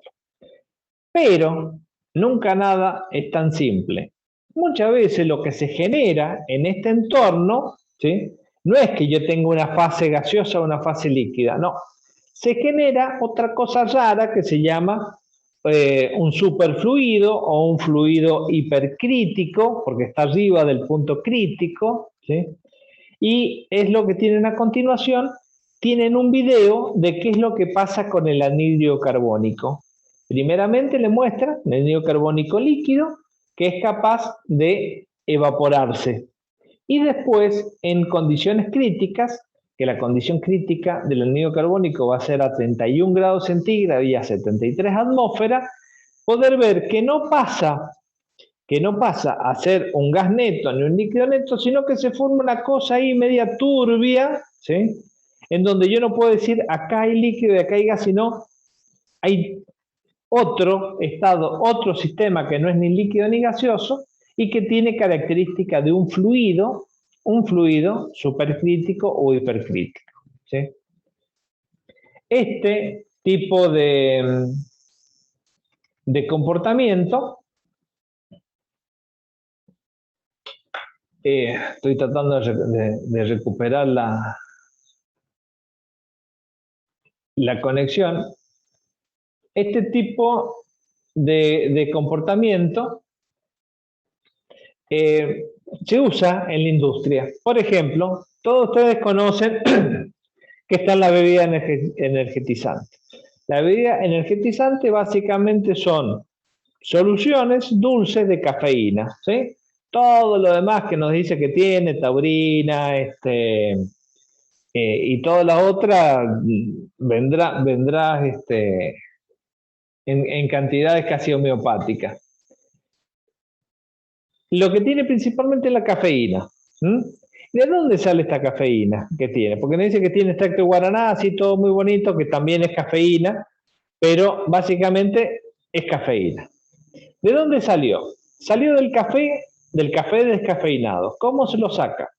Se agarran los granos del café verde, antes de tostado, nada, así enteritos como vienen, se los ponen en unos reactores muy grandes y se agrega anhídrido carbónico hipercrítico, ¿sí? Como a 90 grados y 200 atmósferas de presión, se comporta como un fluido, me disuelve la cafeína, después separo este líquido de los granos de café, lo evaporo fácilmente, porque le bajo un poco la presión, se evapora, y me deja la cafeína casi al 99%. Entonces, obtengo el café, que después lo voy a mandar a tostar para hacer café descafeinado, y tengo un subproducto que es la cafeína. ¿Qué voy a hacer con ello? Bueno, a alguien se lo tengo que vender. Entonces, la cafeína tiene tres propiedades: es estimulante del sistema nervioso central, que a veces lo que uno se lo toma en la mañana para poder despertarse, ¿sí? Diurético, ¿sí? Que me hace ir al baño, y estimulante, cardioestimulante, estimulante del corazón. Y es por eso de que normalmente todos los años escuchamos de que alguien le dio a la bebida energizante más alguna bebida alcohólica, ¿sí? Y la palmó. Porque ¿qué pasa? Por lo general, uno cuando es joven se cree que es inmortal y nunca sabe que tiene problemas del corazón. Entonces, alcohol más cafeína, la palma. ¿Dónde vino eso? Gracias a los procesos con los fluidos supercríticos que usamos para poder extraerlo. A ver si me deja volver, si no, pero está muy mal. Bueno, entonces, como decía, tenían un video para mostrar eso. Y después hay una tabla, ¿sí? En donde muestran para los distintos líquidos cuál es la temperatura crítica y cuál es la presión crítica sobre la cual ya no puedo volver a tener esos comportamientos, ¿sí? Entonces, por ejemplo, hablamos del anhídrido carbónico. El anhídrido carbónico, su temperatura crítica son 31 grados y 73 atmósferas. Bueno, pero ¿y para el agua, por ejemplo? Bueno, para el agua, la temperatura crítica son 374 grados centígrados, ¿sí? O sea, hierve a 100, pero yo puedo ir haciendo jueguitos de presión y temperatura, volver a obtener estados líquidos a altas presiones hasta los 374 grados. Arriba de los 374 grados ya voy a obtener agua gaseosa, nada más. Y la presión mínima que necesito hacerle a los 374 grados para poder volver a tener agua líquida son de 219 atmósferas, ¿sí? Por debajo de eso no puedo licuarlo, y por arriba de esa temperatura tampoco. Y así vamos teniendo para cada uno. A ver si recupero un poco de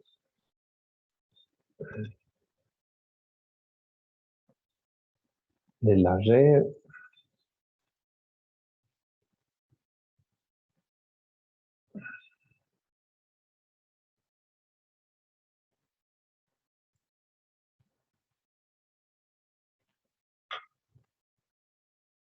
Vamos a ver si quiere volver.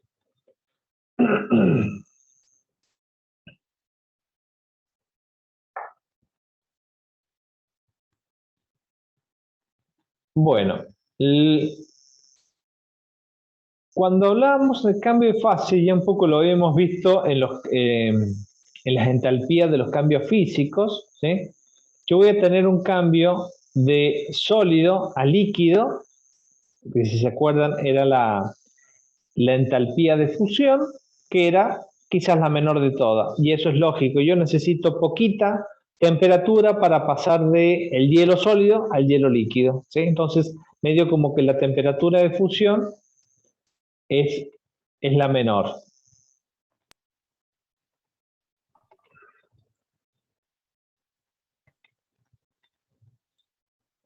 Bueno, vamos a ver si hemos podido volver ahí.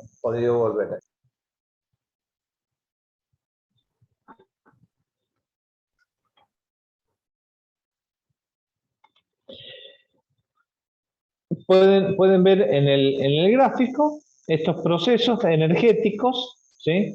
Del sólido al líquido, la fusión. ¿sí? Es la inversa en la congelación. Los dos demandan el mismo módulo de energía, nada más que de signo contrario. De líquido a gaseoso necesito más energía, ¿sí? Entonces, tendría ahí el delta H de vaporización, que es lo que vimos recién, que es por lo general más grande que el de fusión. Y también el proceso de sublimación, se volvió a cortar. Proceso de sublimación que sería el paso del líquido a gas. Bien.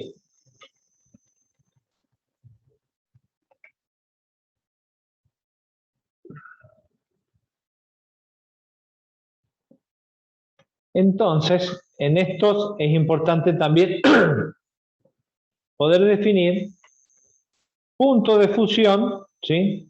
O punto de congelación del líquido. También, así como hablamos del punto de ebullición, cuando decimos punto de fusión, para un sólido, punto de congelación para un líquido, estamos hablando de una temperatura. Es la temperatura en la cual la fase sólida y líquida coexisten en equilibrio, ¿sí? El punto de fusión del hielo, vamos a decir, es a 0 grados, a una atmósfera de presión. En ese estado, hielo y agua líquida coexisten, ¿sí?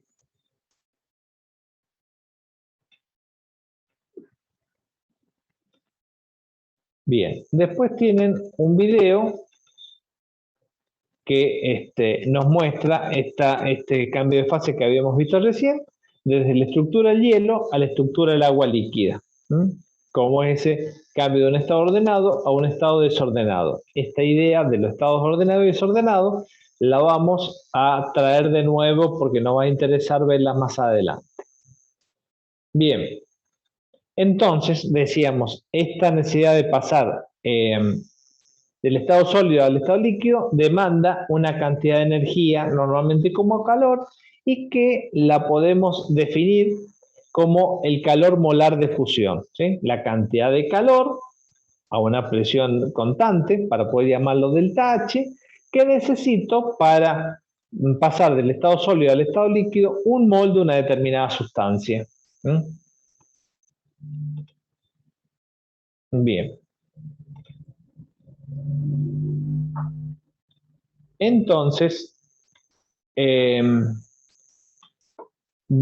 tienen una tabla, que también le pido que presten atención, no se la puedo mostrar ahora, en donde yo tengo distintos calores molares de fusión, delta H de fusión. Y también observen entonces de que los delta H de fusión más bajos, ¿sí?, están relacionados con los puntos de fusión de determinada sustancia más bajos. Puntos de fusión más altos van a estar relacionados con más altos, ¿sí? Por ahí no termina siendo una relación tan lineal como la ecuación de Clausius-Clapeyron, pero nos sirve para tener una idea. A mayor es la energía de interacción, mayor es la energía que tengo que aportar para romperlo. Entonces, mayor va a ser el calor molar de fusión, mayor va a ser la temperatura a que eso se va a fundir, ¿no? Bien. Después viene, es un gráfico, así que voy a pedirle, ni siquiera puedo graficar acá en el celular, pero bueno, la tienen en los apuntes, la tienen en la presentación. Se llama curva de calentamiento. ¿Por qué? Porque muchas veces vamos a preguntar, a ver, supongamos que yo tengo un sistema al que le entrego una determinada cantidad de calor de manera constante, lo voy calentando de manera constante. ¿Qué pasa con la temperatura? ¿La temperatura siempre aumenta? Entonces, es eso lo que vemos en el comportamiento acá de la temperatura, ¿sí? O lo podríamos ver desde el punto de vista también de la termodinámica, ¿sí? Siempre que entrego calor a un sistema, ¿sí? ¿Me va a ir aumentando de la misma manera la energía interna? ¿O esa energía que voy entregando se va distribuyendo entre la energía cinética y potencial? Entonces, este concepto de esta tabla está muy relacionado con lo que vimos en termodinámica y sobre todo con el concepto de energía interna. Bien, la idea empieza en que ustedes van al freezer, ¿sí? Tienen un freezer bueno, abren, sacan un hielo, supongamos que esté a menos 20 grados centígrados, ¿sí? Lo ponen en un sistema donde vamos entregando constantemente la misma cantidad de calor, ¿sí? Entonces, ¿qué va a pasar con el hielo cuando lo sacamos? Se empieza a calentar, ¿sí? Entonces, de menos 20 grados hasta 0 grados, simplemente se va a ir calentando. No vamos a ver nada. Cuando llega a 0 grados, vamos a empezar a ver que aparecen ciertas partes de agua líquida, ¿sí? Pero cuando llegó a 0 grados, empieza a fundirse. ¿Qué quiere decir? Que empieza a pasar de ese sólido a ese líquido. Pero le estamos entregando siempre la misma cantidad de calor. Pero mientras que hay hielo y hay agua, el sistema está a la misma temperatura. O sea, desde los menos 20 hasta los 0 viene aumentando. Pero una vez que llegó al 0 grado, ¿sí? Y mientras que hay hielo, la temperatura se mantiene a 0 grados. Pero yo le seguí entregando calor al sistema, pero no me aumentó la temperatura. ¿Por qué? Este es el punto que necesitamos que se entienda. De menos 20 a 0 grados, las moléculas estaban en una estructura rígida y la energía que le fuimos dando fue aumentando la energía cinética de las partículas. Cuando llegamos al 0 grado, aportamos la energía necesaria para que esas partículas pudieran romper algunas de sus enlaces, en el caso del agua serían puente hidrógeno, romper algunos enlaces y poder moverse con un poco más de libertad en su entorno. Entonces esa estructura rígida pasa ahora a otro medio más fluido y me empieza a formar el estado líquido. Pero esa energía que fui entregando en forma de calor no aumentó la energía cinética de las partículas, sino que aumentó el valor de la energía potencial. Me permitió que las moléculas se separaran y que rompieran algunos de sus puentes hidrógenos.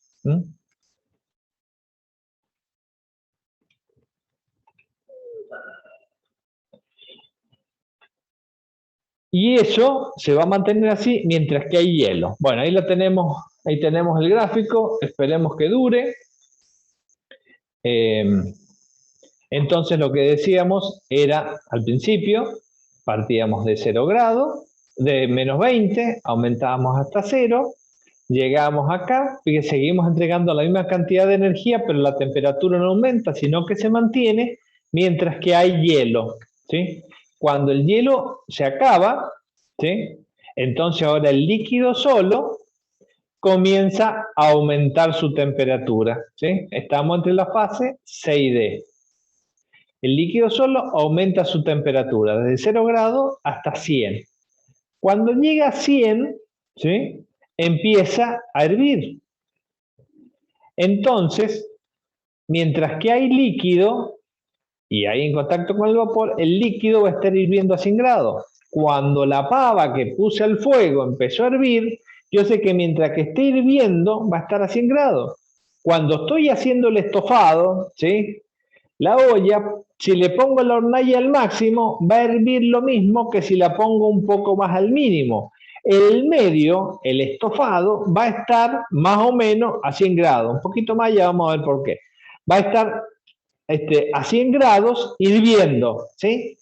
Por más que yo le ponga más fuego, no va a hervir a más temperatura ni la comida va a estar lista antes, porque la temperatura a la que va a estar va a ser 100 grados. ¿Sí? Lo único es, si estamos haciendo una salsa y queremos que se espese, ahí sí, le pongo mayor cantidad de temperatura para que haya mayor cantidad de líquido que se evapore, ¿sí?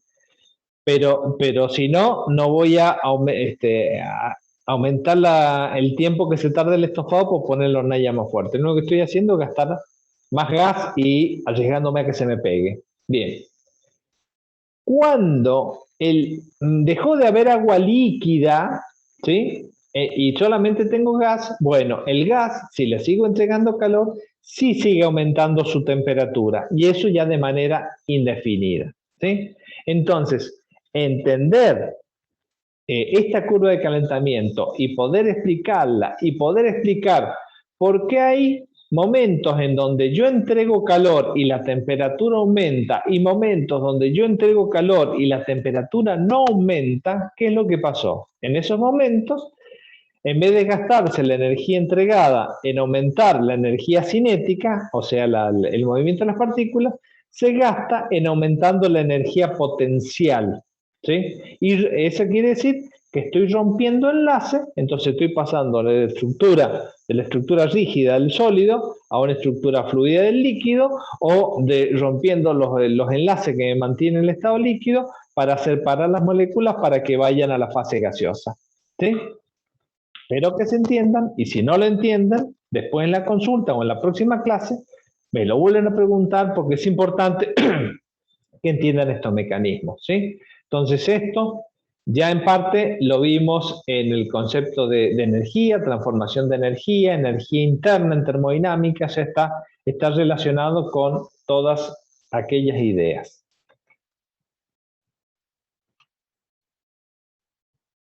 Bien.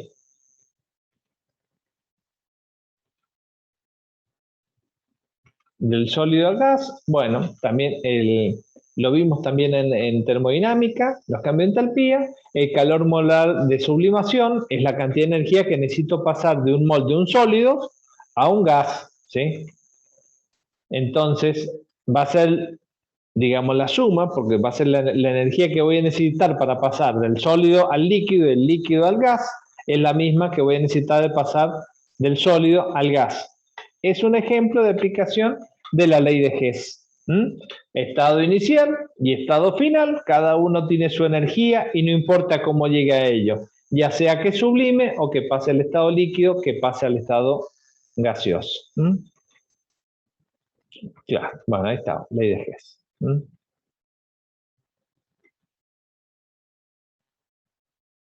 Bueno, y ya con los temas que estaríamos cerrando, sería diagrama de fase. Otro de los temas cantados de esta unidad, si nos toca exponerlo. Bien. Entonces, en principio, el diagrama de fases es un resumen de las condiciones en las cuales una sustancia existe como sólido, líquido y gas. Y como es un resumen, ¿sí? Es uno de los temas que va casi clavado si tenemos que poner estos temas, ¿no? Porque uno se da cuenta cuánto están entendiendo de esta situación, ¿sí? Bien, los diagramas de fase que nosotros vamos a ver son una parte reducida del comportamiento total de una sustancia. Entonces, simplemente a manera de ejemplo, es que le muestro, esto sería un diagrama más amplio del agua. Ya vamos a ver lo que sí nosotros tomamos, pero esto es un ejemplo más amplio en donde, bueno, a una atmósfera, ¿sí? El agua se funde a 0 grados centígrados y hierve a 100 grados centígrados, ¿no? Pero lo que por ahí es mostrarle de que sí es posible de que exista, ¿sí? Por ejemplo, que existe una fase sólida del agua, por ejemplo, a 200 grados o 300 grados, ¿sí? ¿Puede existir hielo de agua a 200 grados? Sí, si usted es capaz de generar una presión de unos 10 gigapascales, ¿sí? Entonces, muy profundo en la Tierra, ¿es posible encontrar agua sólida cerca de una zona volcánica o de alta temperatura? Sí, porque las presiones son muy grandes, ¿sí? O en planetas, en zonas donde la presión puede ser muy alta, puede existir agua sólida a altas temperaturas. Bueno, sí, porque acá tenemos el diagrama de fase que existe, ¿sí? Todos estos números romanos serían distintas formas cristalinas del hielo, ¿sí? Nosotros normalmente vamos a estar acostumbrados a una forma cristalina que sería la más común. Bueno, se volvió a cortar.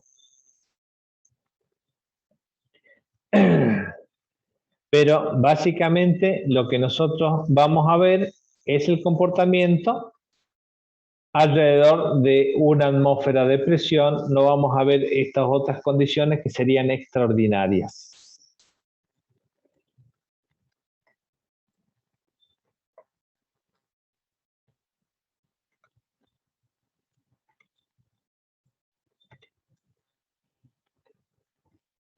Bueno, antes que se vuelva a cortar,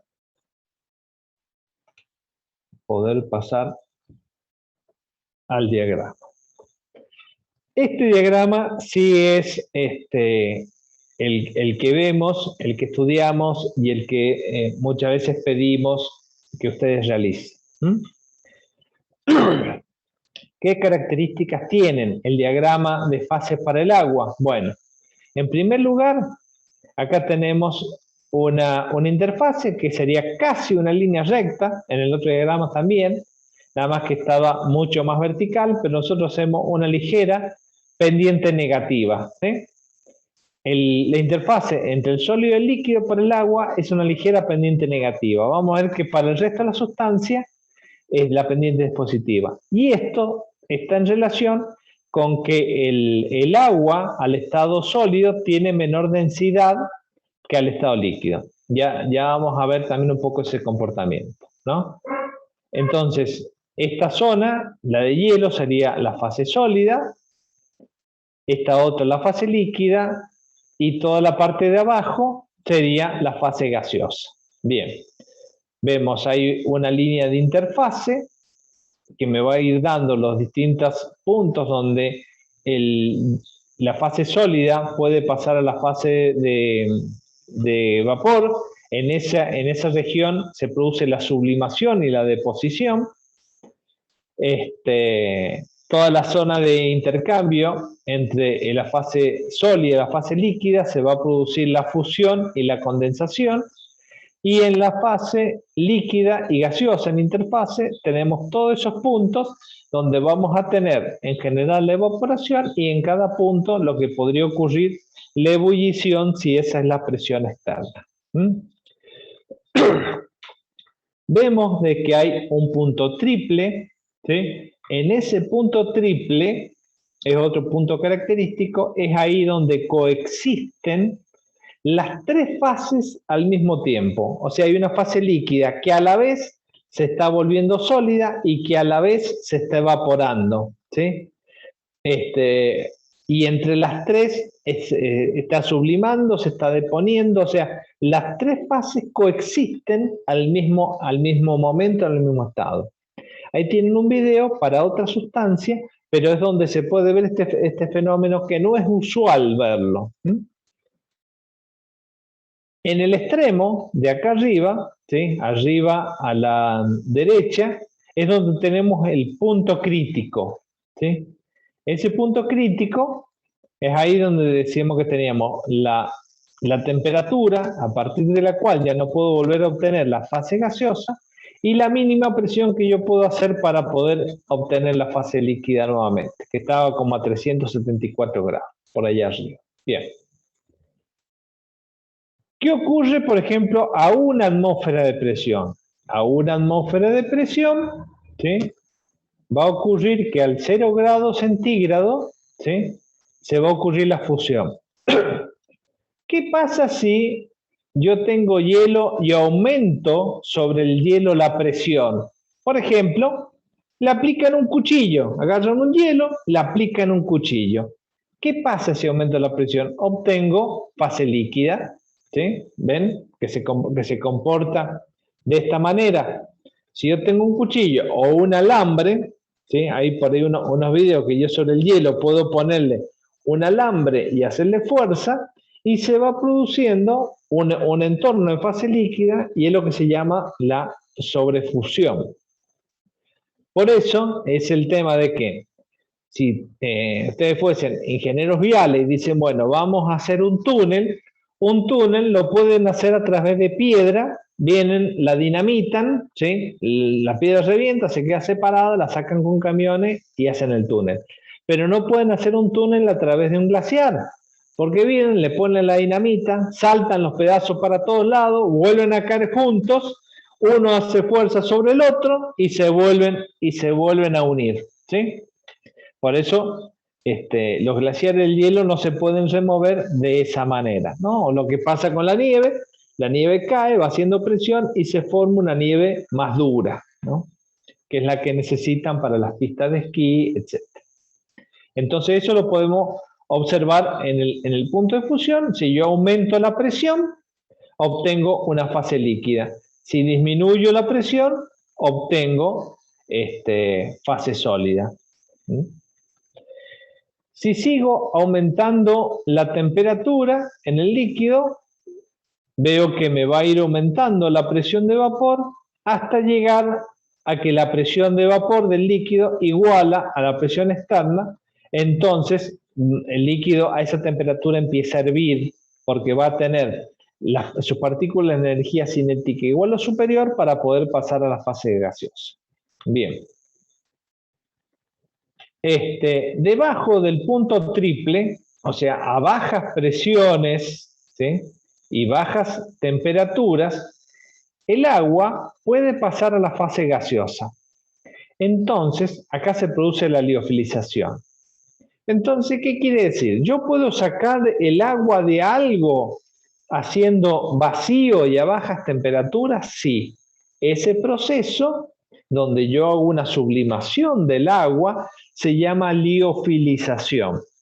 Y es muy útil con algunas estructuras biológicas. Supónganse que ustedes aíslan una proteína o extraen partes de una organela de una célula y la quieren preservar, ¿sí? Entonces a esa muestra se la van a llevar al doctor Ulises González, que él tiene el acceso a uno de los equipos de liofilización, lo van a poner en unos frasquitos, lo van a bajar la temperatura, le van a hacer vacío y van a dejar las muestras liofilizadas. ¿Cuál es la ventaja que tienen? Y la estructura biológica se quedó como tal, le saqué el agua y se puede preservar. Y cuando agregue agua para reconstituirla, ese agua viene, ocupa su lugar y yo tengo la estructura biológica bastante bien preservada, ¿sí? Entonces lo van a ver muchas veces en antibióticos que dice que viene liofilizado. En cuanto agregué, el solvente se solubilizó y muchas otras muestras biológicas, hasta vacunas suelen venir liofilizadas, ¿no? Porque simplemente el antígeno está suspendido en eso. Bueno, cualquier otra cosa ya lo van a encontrar en los apuntes, si se me olvidó. Bueno, punto triple. El video, como está en la red, ni me voy a esforzar a verlo, pero sí es muy interesante que lo vean, y es más, si hay que discutir en algo, lo discutimos después. El otro diagrama de fase que tenemos como ejemplo, hay muchos más. Si tuviéramos que darle, por ejemplo, a los de la tecnicatura en esterilización, tendríamos que tener el diagrama de fase del acero acá, pero como ya esa carrera no la tenemos, bioquímica, farmacia química, al menos dar esto puede ser interesante. En la práctica hemos puesto algunos otros diagramas de fases para que vean que hay variedad entre ellos. En el diagrama de fase del anillo carbónico, la principal diferencia es la interfaz entre el sólido y el líquido, que recién era una pendiente negativa y ahora es una pendiente positiva. Esto quiere decir que yo del sólido hago presión y que voy a obtener más sólido, como pasa con la mayoría de las sustancias, no como en el agua, que si tengo un sólido, le hago presión, puedo obtener un estado líquido. Y la otra es que ahora el punto triple está arriba de una atmósfera. Necesito 5 atmósferas para poder tener punto triple y menos 56 grados centígrados. A una atmósfera de presión, lo que yo tengo, una estructura de sólido que pasa a gas. Eso me pasa a una atmósfera. Entonces, normalmente al anhídrido carbónico sólido lo conocemos como hielo seco, ¿sí? Y normalmente lo vamos a ver en los heladeros que pasan por la puerta de casa. Ellos suelen tener hielo seco en su conservadora, y si no, cuando trabajen en algunos de nuestros laboratorios, por ahí para transportar una muestra o preservarla, van a ponerle un pedazo de hielo seco, porque tiene la ventaja de que no moja, ¿no? Entonces van a ver que es un hielo que está muy frío y que directamente va generando un entorno gaseoso de anhídrido carbónico. Y va a sublimar a 78 grados bajo cero. Entonces por ahí tenemos la ventaja de por qué conviene refrigerar una muestra que se traslada con hielo seco, ¿sí? Bien, punto triple está a una temperatura más alta, y el punto crítico, como decíamos, estaba a una 73 atmósferas y a 31 grados centígrados. Bueno, creo que se volvió a cortar, pero por suerte esa era la última transparencia. Se sigue viendo la transparencia. Sí, pero en cualquier momento se sale, porque lo tengo cortado de este lado. Ahora sí. Bueno, ahora sí se corta. Bien, entonces sería eso, la presentación del tema. Le pude mostrar las simulaciones interactivas que me interesaban, que ustedes también, a la mayoría de ellas tienen acceso, están en el aula virtual, y los videos están todos en la presentación. Así que muchas veces lo van a poder reemplazar. Bueno, pediríamos disculpas si fuese responsabilidad nuestra tener la mala calidad de la señal, pero no es así. ¿Algo para preguntar? Hay mucho para pensar y entender en este tema. ¿Sí, Ulises? Corto.